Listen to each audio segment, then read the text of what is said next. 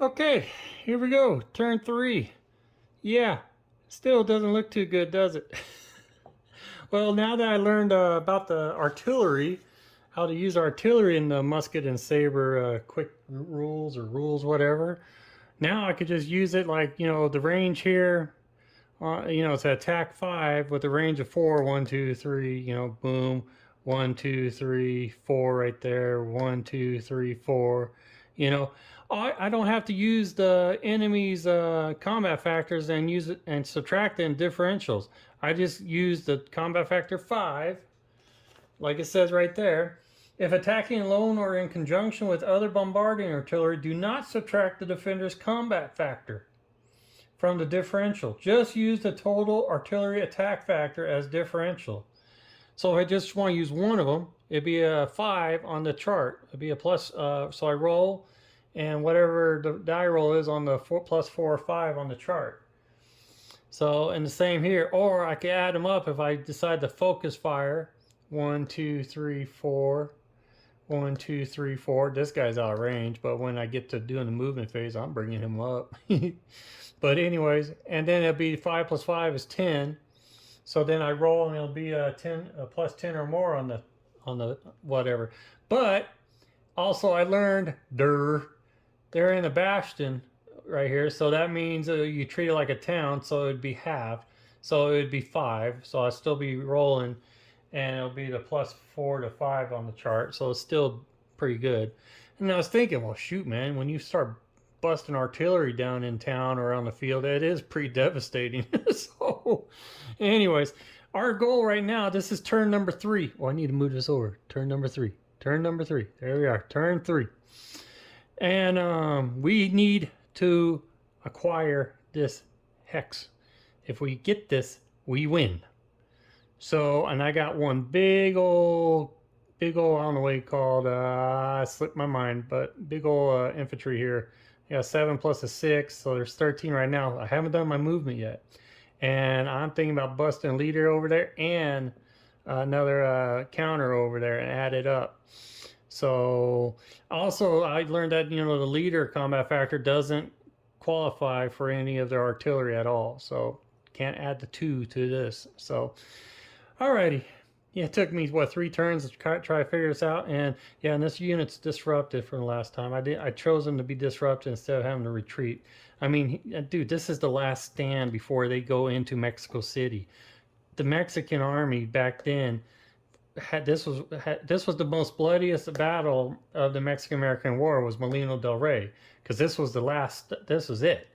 Once when the Americans in history took over Molino del Rey, it was just straight path to Mexico City. So yeah, they're fighting their butts off right here. So I wasn't gonna be, oh, we're gonna retreat them. I don't. No. I figure I go with the stance that these guys are fighting for their country and they're gonna use the last stand, whatever. So, anyways, okay. So I guess we should roll now. Also, I was rolling the 2 dice, which it does say there in the musket and saber, you roll like just the other dice for the morale of the defender. So, and the red dice goes with the Mexicans, and I don't have a blue dice, so I had a black dice here for the Americans. So I just roll them twice, and then whatever this is, I just put it over there when we have to test morales and all that stuff. So it kind of speeds it up a little bit. So it's supposed to be a pretty fast game here. Could have been a whole different story if I knew what the heck I was doing with the artillery from the beginning. But whatever. Of course, it's still my fault what I did with the cavalry. I don't know what I was thinking bringing that cavalry over here when I knew that these guys still had to move. So I was just, ooh, we're gonna come over here. We're gonna come through the back door and blah blah blah. No, that didn't happen, man. These guys came out and said, knock knock. So, anyways, all right, let's go ahead and roll. We'll start off. What I'm gonna do, it's movement phase. So we got Worth here, and we have, who else do we have here? We got Garland and Clark. And they're both combat factor of 6, so it doesn't really matter. We're going to chuck 1 in here, so that makes it a max. That gives it a stacking of a 3, so it can't really do any more. You can, but then it becomes a penalty. So I don't want to be penalized here. I mean, we're right here with this, in this big old group here. Not too worried about these guys. They got a -2 on them, and they're weak. And then these guys, look, So, and then the leader doesn't count as a stack. You just throw him on there, and then you just start using his leadership qualities and go for it. So we're going all or nothing right here, guys. This is it right here. But I moved that over there, so they're ready. And then I'm going to go ahead, because it has a range of 4, and it has a movement of 6. And we're in clean, there's no terrain or whatever to worry about. So if I move him here, 1, 2, 3, 4. If I just move him just right over here, we're in range now, man. Yeah, boy. So do I have him on the... Okay, yeah. I thought I had him on the disrupted side, but no. Okay. I wonder why, what's his name? What's his name? Duncan? Why he got weaker artillery than the other dudes? Huh. Anyways, he must have a different size of cannon there. But whatever. All right, we're getting sidetracked. So already, I'm going to soften them up real quick with the artillery. Yay! And we're going to use both of these guys right here. So 1, 2, 3, 4. 1, 2, 3, 4. So we're in range, man. The range is 4 here. You remember the little numbers up there? So it's 10, but they're in the bastion, so it's half. So I'm going to be rolling. All right, and remember, I'm rolling another die for their morale. And I believe their morales are only 4s straight across. There's a 2, there's, yeah, it's 4. So anyways, and we'll go that route. So here we go. We're going to do 10, and let's see what we get. Okay, the Americans rolled a 4, and ooh, they rolled a 3, so they're good on their morale. So if it comes down to it. So they rolled a 4 on here. So they rolled a 4, yeah, and it's an attack at a half, so 10, it'd be 5. So you come over to the chart here, you go +4 to 5, and you come down to 4, and 4 says DR. Oh crap! I gotta remember that, man. Anytime you roll a 4 on attacking, man, or on defense, whatever, both, I don't care. It's the leader, dude. It's always the leader on a 4, on a roll 4, number 4 roll. Blech. So anyways, so we got DR, which is retreat. All units either disrupt or retreat. That's it, man. And then we got rolls about the leader. So all units either disrupt or retreat. Well, I'm going to give them a disrupt because they're fighting for their lives right here. They're not going to retreat off of that because we need that. So they have a disrupt right here. Get over here, disrupt. Get over here, D. Boom. So now they got a minus, get off, a 2. So on this fight here. Dang, and that's just with those 2 cannons alone. I didn't add this one. So anyways, now I'm going to go ahead and use this one. Oh, you know, I didn't even move this guy over. So stay with the rules, man. Tweezers are off. Couldn't move it. So besides, he wouldn't be able to attack any of these dudes. He wouldn't be that great at all.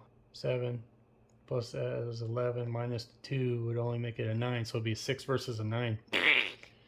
So anyways, okay, back on track. Okay, so we got this guy here. He's in a range, right? 1, 2, 3, 4. Get back in your little X there. So, all right, so now see, it'd be a half. So half of 3 is a 1.5. You round it. I don't know if you round it up or not. So I'm going to say round up because, you know, that's what I'm going to do. So it'll be a 2. So we roll for it. And we got a 2. So on a 2 plus 2 to a 3 with a 2, we're looking at DCEX. Okay, so DC here is retreat check. If the morale check failed, which we already rolled it, which is a 3, they didn't fail. So treat it as an AR, but if the morale apply parentheses result. Parentheses result. Okay, parentheses result for this is, what did I roll to? Is an exchange. Exchange, each side loses a step. Well, how do you do that with the artillery, man? Because he's way out of range. Tell me, guys, how does that work? How does that work? So I do not know how that works. See, now here's another little dilemma. So I'm gonna go ahead and I'll take the weakest one off here just to be fair. Leader stays. There's a 3. There's a 4. And a 3, so it's an exchange, so obviously it means one's gone. So anyways, so we'll keep those there and that there. Like I said, comment below, let me know what I biffed it, because I'm sure biffed it probably in all areas of this game. Oh, I know I have. So anyways, Alrighty, so that was an exchange. I don't know how does that work with the artillery here, or do I exchange it from this? But they didn't attack. It's artillery here. Okay, so all three of these guys attack. Now we got the big boys. We got Worth. And he's coming in here attacking. They got -2, so they softened them up a little bit. So we got 6. 6 is 12 plus 7. Plus 6. 6 is 12 plus 7 is 19 plus 2 is 21. We got to half that. So it'll be 10 pretty much. Or do I want to round up? Because half it's 10.5. We'll leave it at 10 because no matter what, it's going to be a plus 10 or more on the chart. So let's roll. Come on, baby. Come on, baby. What did they get? They get a 3. Oh, man, what's a 3 on here? DM, in parentheses, DR. So you go to DM, route check. If the morale check fail, oh, unit routes. You know what? That's a 3, but now that they got a -2 on their morale, and what's the highest one is a 3? So it's a 1. Oh, the highest one's a 4. Minus, how's that work? Okay, wait, no, it doesn't work that way. Because the leader has a 2. So pretty much that negates, so it's 4. Yeah, so it's 4. Dang it! They didn't get right. Alright, so that didn't happen. Alright, so if the morale check passed, apply parentheses result, which was, well, we're on 3. Which was, oh, it says it again, it's an exchange. Exchange, each side loses a step. Now we're doing infantry here, but and that's, yeah, we did half. We already did the combat factor and halved it. So, oh wait, no, duh, I'm in the wrong, I'm looking at the wrong thing. Okay, okay, 3 is, what is it? It's the DM, DR, so parentheses was a DR, is retreat. All units either disrupt or retreat. Well, they can't have another disruption, can they? Or are they going to have to retreat? I don't know, can you add more than one disruption? Because that'd be a -4, and there's no way. How do I do this, guys? I mean, what I could do is just flat out, you know, have them retreat and take it, win the game. So, but, you know, I'm thinking, I don't know, can you do more than one disrupt? I don't know. All right, we'll just go by what it says here. It must retreat or at least 2 hexes if forced to retreat. I don't like this, how they give you the options here. Of course, you know, it says DR, so you go by retreat. All units either disrupt or retreat. And I guess you can't add another. So they're going to retreat and they got to go at least 2 hexes. So they're going to go this way. 1, 2. I just put them right here. So, and then that makes the leader ineffective on a retreat. So he is now in a oh, he's flat out zeros now. So there you go. Yay! Now what do I do here? Do I move it all over there or what? What? I only got a total of 3 in there, right? Yeah. They're disrupted. These guys right here. Oh crap. Well, if I just, is it over once when, I mean, all right, this is pissing me off. Sorry, guys. This is what takes more time with the dang video than anything, is me trying to move these dang stupid counters around with the stupid tweezers. Sorry. I'm just being real. So this is like, you know, just being real, and I just knocked something over here. Oh, that's okay. There you go. So, alrighty, there you go. There you go. All nation neat. There you go. What we're gonna do is we're just gonna have to. I'm gonna put one over here, but that would make them vulnerable. You know, that would make this dude real vulnerable here because it's a 6 and there's a 4. Well, no, they're gonna be half because we're there. Okay, that's cool. We're good. We'll do that. So we have accomplished our mission right here. Now I'm not sure. Does that mean it's game over? Because we occupied those? Is that it? Game over? Or do I be saucy and do the extended play? Nah. So I'm assuming that's game over. We actually got these here. We got both the bastions here. They're disrupted. No matter what, if they attack, it's going to be half of their combat factor here. And that artillery ain't going to do, I mean, that'd be, if I'm gonna do the, if I'm gonna extend the play, then yeah, I would give them their turn. So, guys, I'm gonna call that good. Did I do it right? Heck no. I know I didn't, man, because I screwed up on the artillery. I screwed up on some of the disruptions and the retreats, but it was fun. I actually had some fun doing this. I will not poo-poo on hex encounter guys anymore and stuff. I always thought it was pretty limited, and you know, miniature games. It all depends on what kind of miniature games you're playing. If you're playing historical, you know, it's the same as just hex encounter, just using miniatures. But fantasy miniatures is, you know, that's totally different. Totally different genre, because you can do whatever you want with fantasy miniatures and all that kind of stuff. But with this hex encounter thing, guys, I am gonna return back to this and play this the right way once when I really, you know, learn more of the game.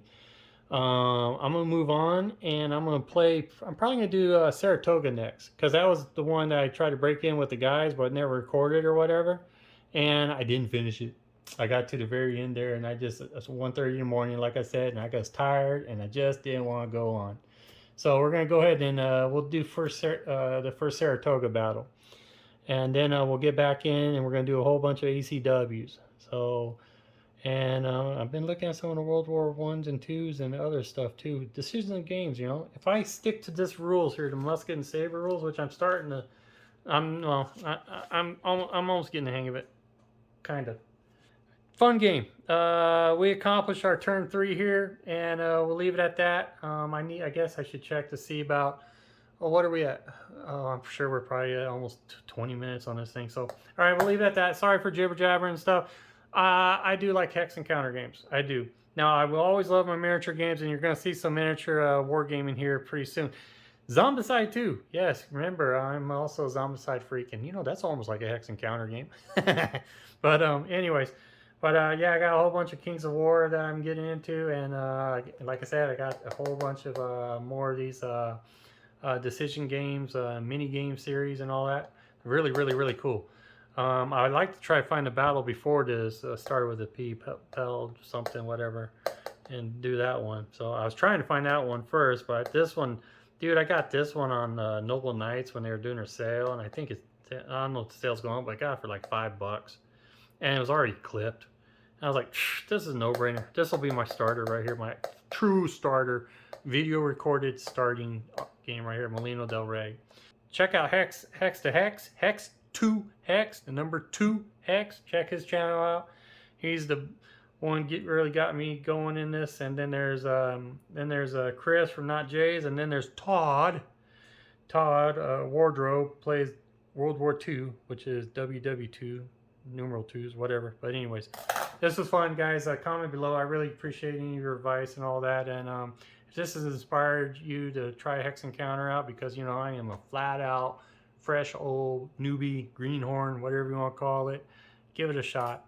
I think this is a good way to go. It is minutes to learn, quick to play, historically accurate is what they go by. And yeah, you can actually put this down 40 counters and just go for it. So, and I'm liking the 40 counter play. The 200, 3,000 counter stuff, no, not happening.